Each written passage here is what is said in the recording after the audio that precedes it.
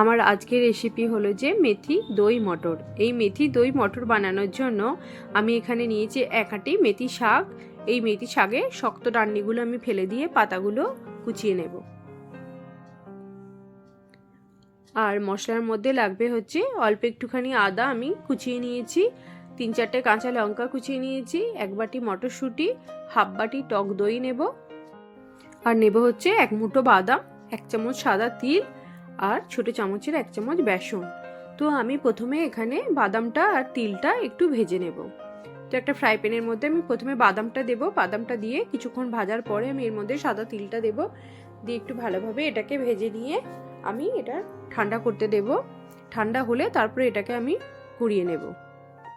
এরপরে আমি টক দইয়ের মধ্যে মশলাগুলো দিয়ে একটা ভালোভাবে পেস্ট বানিয়ে নেব। তো আমি এখানে প্রথমে দিয়েছি 1 চামচ বেসন, হলুদ গুঁড়ো, জিরে গুঁড়ো, ধনে গুঁড়ো, কাশ্মীরি লাল মির্চ দিয়ে এটা ভালোভাবে মিশিয়ে দিয়ে আমি একটা পেস্ট বানিয়ে নেব।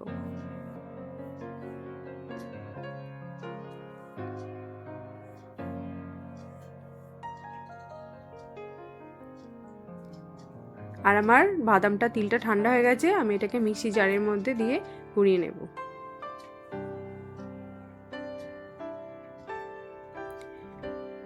এরপর আমি ফ্রাই প্যানের মধ্যে 1 চামচ সরষের তেল দেব, দিয়ে শাকটা ভালোভাবে আমি ভেজে নেব। শাকের মধ্যে কিন্তু আমি এখানে কোনো নুন ব্যবহার করব না, শুধু তেলের মধ্যেই শাকটা ভালোভাবে ভেজে নেব।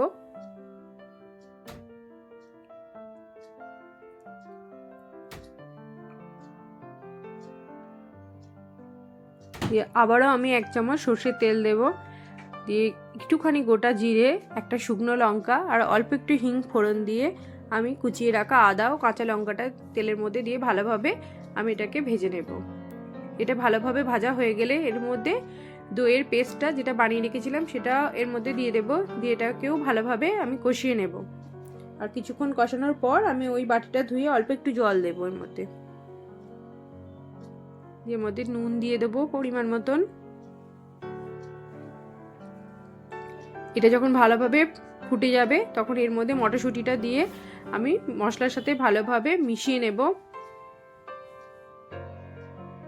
মটরশুঁটিটা ভালোভাবে কষানো হয়ে গেলে এবার ভেজে রাখা শাকটা আমি এর মধ্যে দিয়ে দেব, দিয়ে এটা ভালোভাবে মিশিয়ে নেব। শাকটা দিয়ে মশলার সাথে কষানোর পর আমি এর মধ্যে অল্প একটু জল দেব, দিয়ে আরেকটু ভালোভাবে আমি ফুটিয়ে নেব।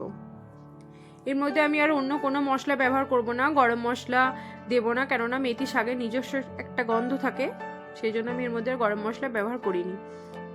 এটা যখন খুব ভালোভাবে ফুটে উঠবে তখন এর মধ্যে যে বাদাম আর তিলটা গুঁড়িয়ে রেখেছিলাম সেটা আমি দিয়ে দেবো, দিয়ে ভালোভাবে মিশিয়ে নেব। তাহলেই আমার রেডি হয়ে যাবে মেথি দই মটর। এটা খেতে খুবই সুস্বাদু হয়, গরম ভাত রুটি সবার সাথেই ভালো লাগে।